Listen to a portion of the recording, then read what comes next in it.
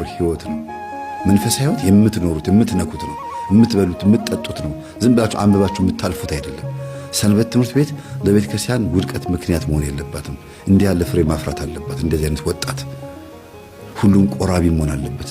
ዩኒፎርም ለባሽ በሙሉ ሁሉም ቆራቢ መሆን አለበት። ሰንበት ትምህርት ቤት ውስጥ 3 መስፈርት ባለፈው እንደነገርኳችሁ፣ ቆራቢ፣ ንስሐ አባት እዛው ያለው፣ ከዛ ደግሞ ኮርስ ትምህርት የተማረ ቢያንስ ዶግማ ቀኖና ትውፊት ምን እንደሆነ የሚያውቅ የሃይማኖት ትምህርት የተማረ የመጽሐፍ ቅዱስ ጥናት፣ የቤተ ክርስቲያን ታሪክ በኢትዮጵያና በዓለም መድረክ ስርዓተ ቤተ ክርስቲያን ተምሮ ቢያንስ ይህንን ነገር ጠንቅቆ የሚያውቅ ቢሆን ሰንበት ተማሪ አገልግሎ አይጠፋም ነበርኩ እያለ ዘፋኝ ሆኖ አይድል ሾው እየሄደ እንትን እያለ ባላወራ ነበር።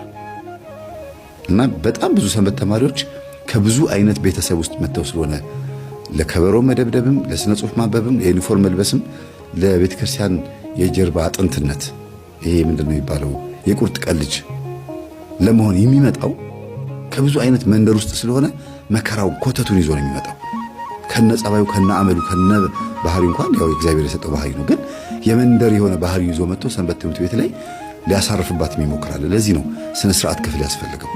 በሰንበት ትምህርት ቤት ውስጥ ስነ ስርዓት ክፍል ይባላል። እኔ ገና ሰንበት ተማሪ እንደሆንኩኝ 89 እና 90 ዓመተ ምህረት ላይ ማለት ነው በ1989 እና 90 ዓመተ ምህረት የስነ ስርዓት ክፍል አቴንዳንስ ያዥ ነበርኩኝ። ያ ነገር ጠቅሞኛል ብዬ አስባለሁ። ሰንበት ትምህርት ቤት ውስጥ ብዙም ያን ያክል መታየት አልፈልግም ነበር። ቀድሜ ስነ ስርዓት ክፍል በመመዝገቤ ተጠቅሜያለሁ፣ በጣም የተጠቀምኩት። እና ስነ ስርዓት ክፍል መስራት ያለበት ቤት ዶር ቱ ዶር ቤት ለቤት ሰንበት ተማሪዎቹ ባህሪያቸው ምን ይመስላል፣ ጸባያቸው ምን ይመስላል፣ ከእናታቸው ከአባታቸው ጋር ያላቸው ሁኔታ ምን ይመስላል መታየት አለበት።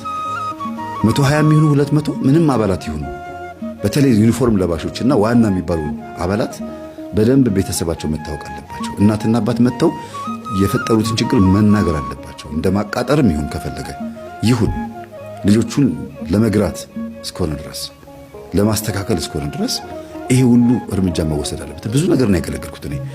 እንደገና ደግሞ ልምድ ማካፈል ተብሎ ከሰንበት ትምህርት ቤት ሰንበት ትምህርት ቤት እየተላኩኝ ሄጄ አገለግል ነበር። ለምሳሌ ከየካ ደብረ ሳህል መላካ ሰላም ሰንበት ትምህርት ቤት ወደ ቂርቆስ ቤተክርስቲያን ለጋር ተልክ ያለውን ያስታውሳለሁ።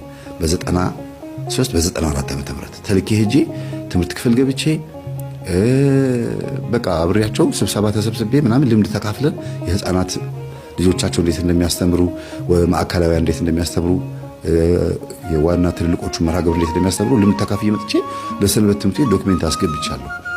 ያ ነገር በጣም ጠቅሞኛል። ለምን ልምድ ሼር በሚደራረግበት ሰዓት የኛንም ጥንካሬ ለነሱ ተሰጣቸዋል፣ የነሱ ጥንካሬ ለኛ ይሆናል። ውድቀታቸው እኛ ጋር እንዳይመጣ ውድቀታቸውን እንሰማለን፣ ደካማ ጎናቸውን እንጠይቅ ነበር።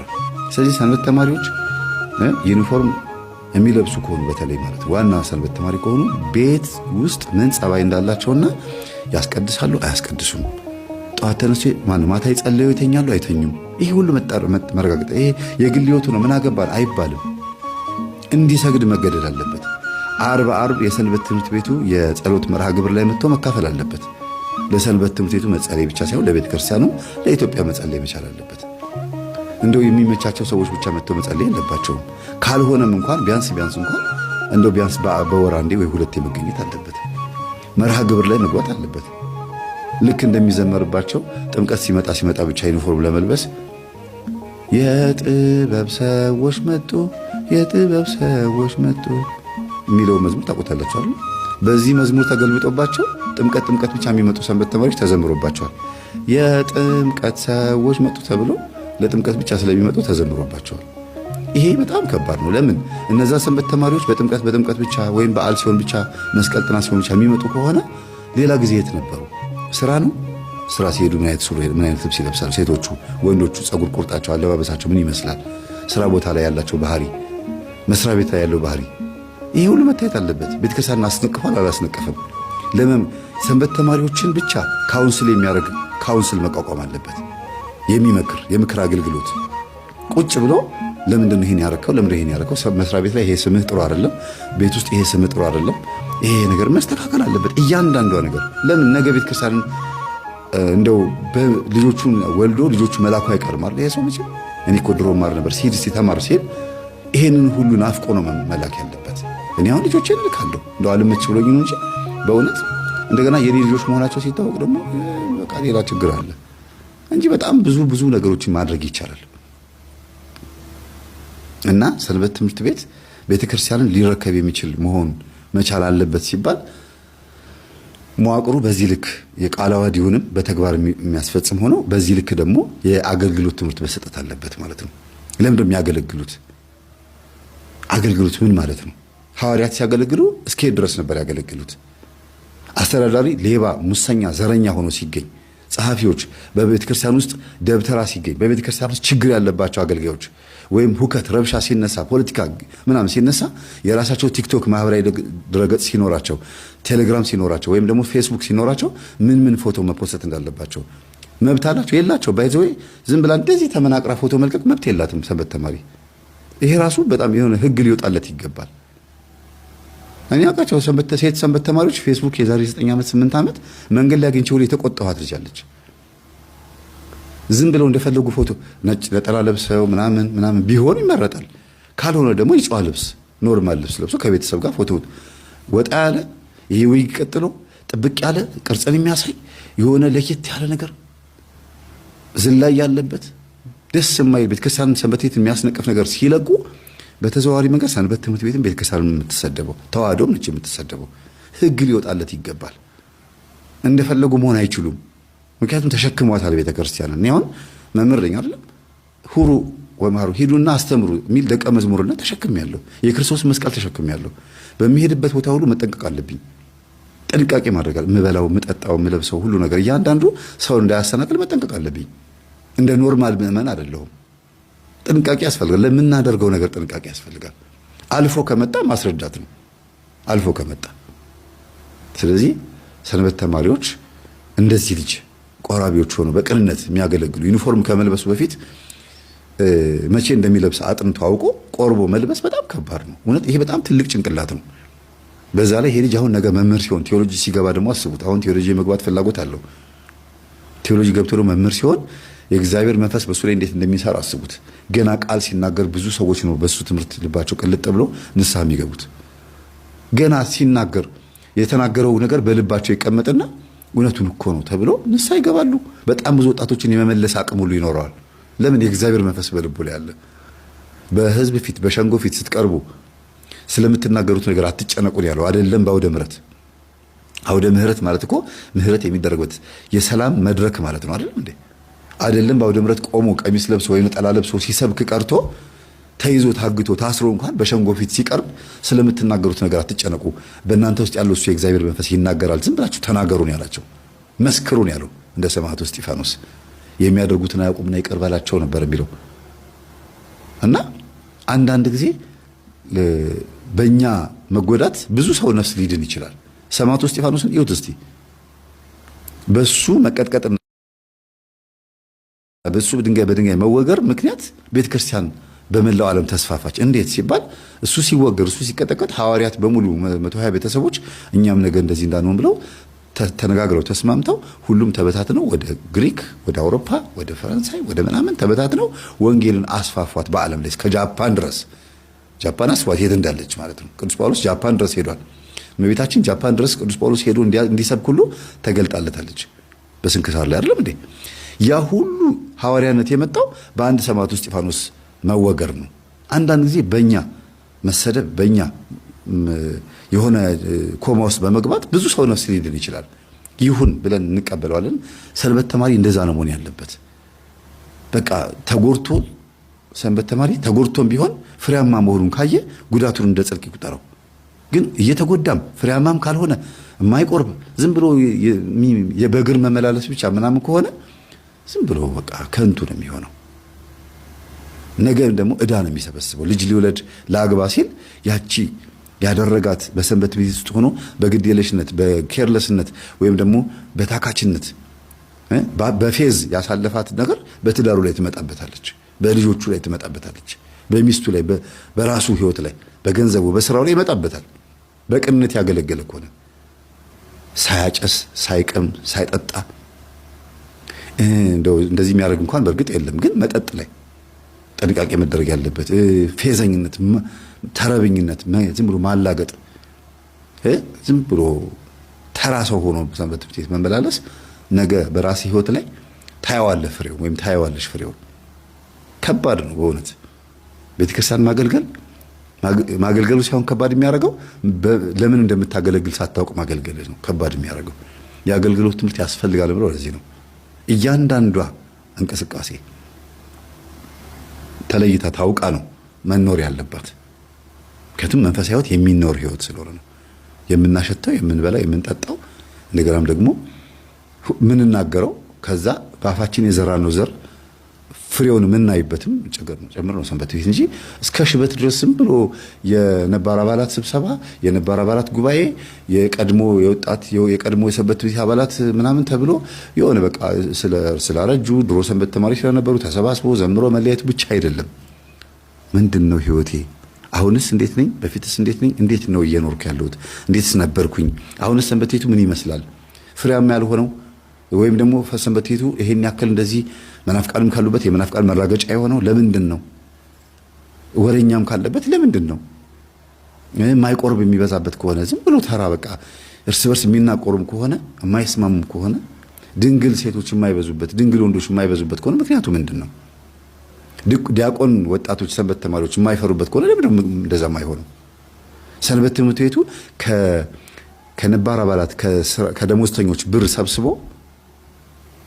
ገንዘብ ማለት ነው ሰብስቦ ለአንድ የኔታ ደሞዝ በወር 20 ሺህ የሚሆን 15 ሺህ ቀጥሮ ከሰንበት ትምህርት ቤት ውስጥ ህፃናት ደናግላንን የ15 ዓመት የ14 ዓመት የ13 ዓመት እንደዚህ የሆኑት ልጆች ሰብስቦ 20 የሚሆኑ 15 ድቁና ማስተማር የሚቻልበትን እድሜ ሁኔታ መፍጠር ከሰንበት ትምህርት ቤት ውስጥ ቤተክርስቲያን የሚረከብ ልጅ መፍጠር ዲያቆን ሆኖ እንዲያድግ ቤተክርስቲያን ነገር እንዲረከባት ቀዳሽ እንኳን ባይሆን ቢያንስ በሁለት በኩል የተሳለ ቢላ ይሆናል።